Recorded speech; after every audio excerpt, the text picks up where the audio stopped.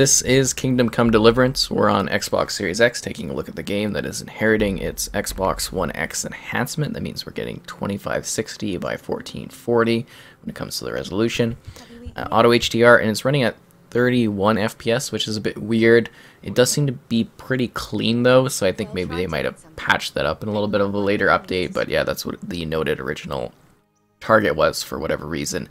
The game does benefit from faster loading. You seem to get into the segments and the levels a lot quicker, which is nice.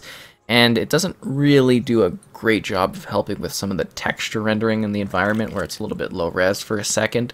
I think it's a little bit quicker, but I'm not noticing too much of a vast difference. I am joined by my friend here, Kevin, Kane2222. and he's going to be talking about the game because he's quite a big fan of the title. So to start things off, just tell us a bit about your experience, how you got into it, you know, how long you've been playing the game and everything like that. It was actually suggested to me by you, oddly enough, but it's an amazing game. I was looking for really immersive medieval game, and this is exactly it. It follows historical accuracy very well. Really sets the mood of 1403. I guess even a lot of the castles are based off of what they believe they look like, all of the wearing, and yeah, it's a very good game.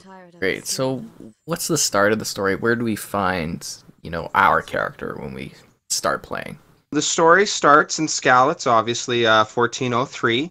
You're a son of a blacksmith, Henry, and you're just helping your father make a blade for Sir Razig Kobola, which all these guys are supposed to be based off of real people, which I thought was amazing. And as you're helping make the sword, King Sigismund of Hungary shows up with his army of Cumans, and they butcher your family. It's a bit of an interesting start. Yeah, I do recall having to go through that segment. And then after that, how do you kind of get going on your mission? You know, where do you find yourself after this sort of slaughtering? You end up running to the city, or the town, I guess, of Talmberg, warn them what's going on, and then they leave little clues of the royalty kind of taking interest in you, the noblemen, and you end up trying to sneak back to bury your parents, and then you run up into this big evil mercenary guy with a club who beats you over the head, and you get saved by your future girlfriend, if you wish, Teresa, and that's where the story begins. You end up asking Sir Kobola if you could go get a sword for him, and he takes you into his service, and you start working for him. Sounds like a great time. So what are the quests kind of like? What variety do we come across? What sort of places do we get to go? You know, tell us a bit about the world and what our missions are. The world's very neat. There's a lot of missions you can do, usually involving the nobility asking you to go around with Sir Hanish and Kobola. Some of them revolve around like the religious issues they had at the time. There's a vicar that wants you to go look for heretics, and you can end up either helping the heretics or murdering them all in the name of the church. There's a tournament you can do, which is super fun. You're not very good at it at the start of the game, but as your character gets stronger and you learn a lot of like the master blocks, it ends up being one of the funner parts in the game. There's a miller you can go bet on for the tournament, and you bet on yourself, obviously, and you earn extra cash. Lots of killing bandits and missions to do with that. Great. So tell us a bit about the combat. How does that work? What sort of weapons are available? How do you fight people? The combat is very awesome. That's one of the things that sold me to the game the most. The one-on-one duels are a little bit better than when you're fighting a multiple group of people. You got to keep a lot of movement, and if there's more than one guy, you tend to end up just counter killing people until it becomes a one-on-one fight. But there's lots of weapons. It kind of matters a lot to what armor they're wearing. You use maces and axes, preferably if they have heavy armor, and swords if they don't have armor. It really tries to keep really realistic to that standpoint, which was absolutely amazing if you love knights. So continuing with that point, then tell us a bit about the gear you can find. Do you have any suggestions? You know, lighter gear, heavier? You know, what sort of armor is out there? Good question. There's a lot of light armor you can do. You can do your classifications, or I guess your class, on whether you want to be fast or if you want to be a big giant tank. My suggestion is to go for plate armor, but I found the face coverings were really hard to use because when you finally put your visor down, it actually does block your like vision a lot, and I found that hard myself. So a lot of open face helmets if I had any suggestions to anyone. That's cool. So, we've talked a bit about swords. Is there any sort of like archery, anything distance-wise you can do here? Yes, there is archery. It's pretty fun. I never really got into it myself. You kind of swivel back and forth and you're trying to time out the perfect shot with it. But I found like a lot of the harder characters that I ran into, like the guy with the mace I was talking about earlier, the suggestion videos were just use a bow and headshot them, which I wasn't too big on. But if you're into archery, you'll definitely have a good time with it. Okay, so how do you get around in the world? Well, you can fast travel on normal mode. I've only ever done hardcore mode. I thought it was more fun myself. You kind of just learn the map. There are horses. You don't get a horse until Razig Kobola ends up giving you one.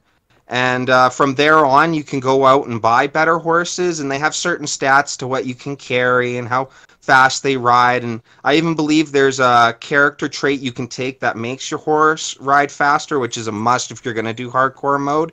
But you end up learning the roads pretty easy on where do you want to go. It's not too big of a map. Okay, so with that map, what is the environment like? How does it look? Is there day-night? Is there weather? Tell us a bit about the world that you're traveling through. The world was one of my favorite parts. The weather does change. It will rain and go night and day. Nights aren't too dark, so you don't have to worry about it too much. The environment is very good. I don't know what it's like in Czech Republic, but it kind of reminds me of my home place out in the Rocky Mountains, even with the way the hills roll. The bushes get very thick in certain parts. If you just try run through the forest with your horse, you can definitely get stuck and caught in some bushes where you'll have to get off your horse and run away and whistle for him to, spawn back towards you.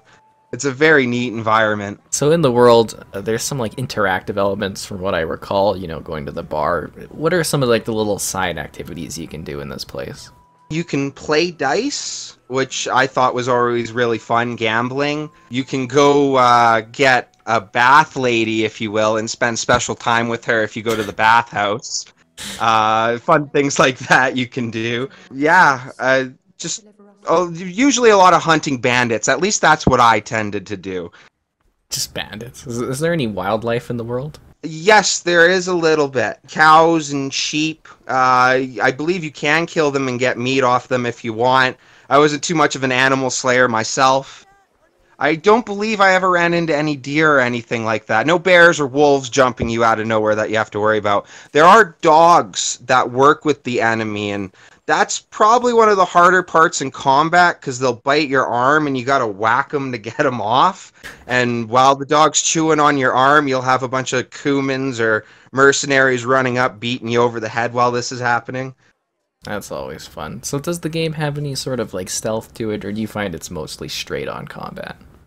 There is a stealth aspect to it. I never really played with it too much, but it is interesting. The people have schedules, and that's one of the neatest parts of the NPCs is they'll go off doing daily things, and if, say, you're going to go take on a bandit camp or something, you can wait till nighttime when they fall asleep. And if you're a very sneaky character, there's a dagger you can go get, where if you walk up behind people, you can do them in without them seeing. And that's where if you're a really sneaky character, where I never really messed with it much, but it seemed like you could wait till the whole camp fell asleep and go around altair-ing them while they didn't know.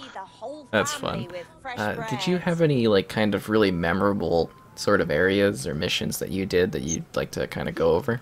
Oh yes, well, the final mission, not to give it too much away, spoil things, but yeah. Yeah, you end up sieging a castle back, and that was one of the funnest parts. You do a night raid on them, which would be really great if you made a sneaky character. You help a scribe build a trebuchet, and you even get to fire it, which was super fun. The whole siege was one of my favorite parts of the game. So we talked about the kind of romance options. What kind of romance is there without getting too graphic for YouTube?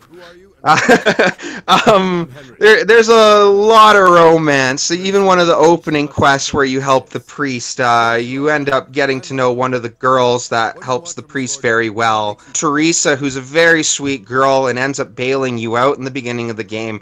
There's the corpse ship quest line, which I actually thought was even really fun too, where you're taking her around and trying to be as gentlemanly as you can, and you end up winning her favor in the end if you play your cards right. So who was your main gal then? I take it was Teresa? Definitely Teresa. She was my favorite. Okay, so we've talked a lot about the game overall. Just, you know, kind of to wrap things up, what generally do you feel about the game after kind of playing through it a lot? You know, any key thoughts you have on the overall experience? It was a wonderful experience. I'm doing a second playthrough as we speak. If you love the medieval times and trying to be really immersed into the world, it's great for that. There's a big battle you hope happens that never comes, which kind of disappointed me and another friend I talked to about it. If I had any complaint, but following history, that battle should have never happened anyways against Sigismund. Yeah. Anyways, thanks for jumping in and chatting about the game. I know you obviously enjoyed quite a bit about it.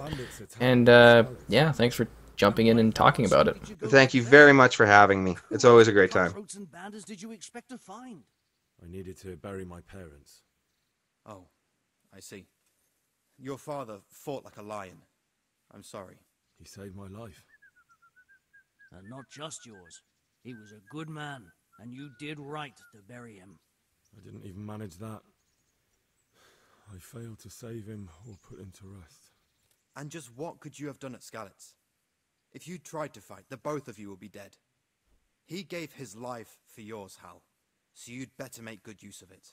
You're right. And just what are you doing here?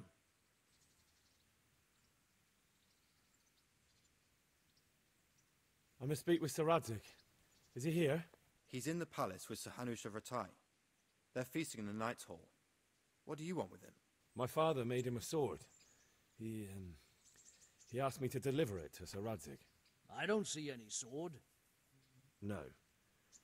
Bandits attacked me and stole it. I need to tell his lordship what happened. And then I'm going to find the sword. Of course you are, Hal. Good luck. Thanks.